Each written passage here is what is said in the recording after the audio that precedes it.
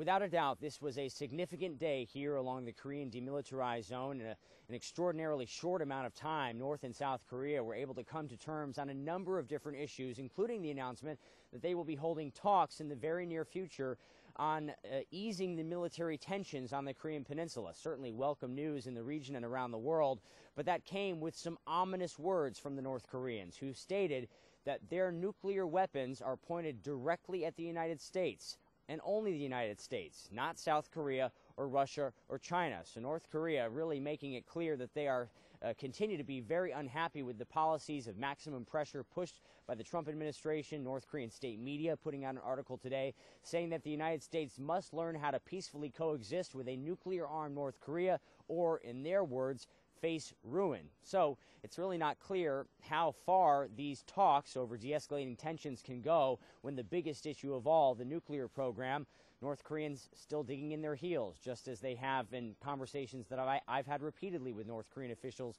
over the last several years. But on the issue of the Olympics, an agreement that North Korea will send a high-ranking delegation to the PyeongChang Winter Games. This can really be considered a win for all sides here. Kim Jong-un, the North Korean leader, can send his delegates, all expenses paid, to South Korea. South Korea is considering the lifting of some sanctions temporarily to allow that visit to happen. Still unclear what the United States is going to think about that.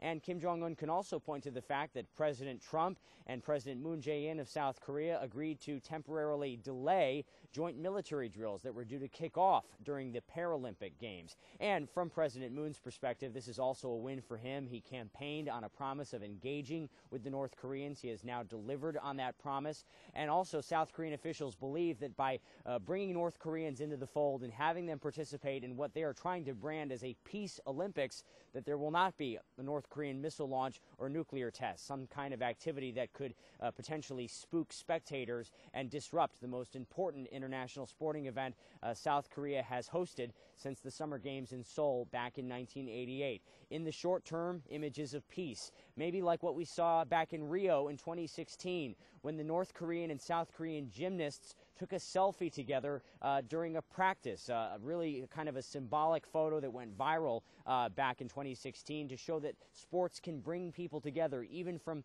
countries that are technically still at war.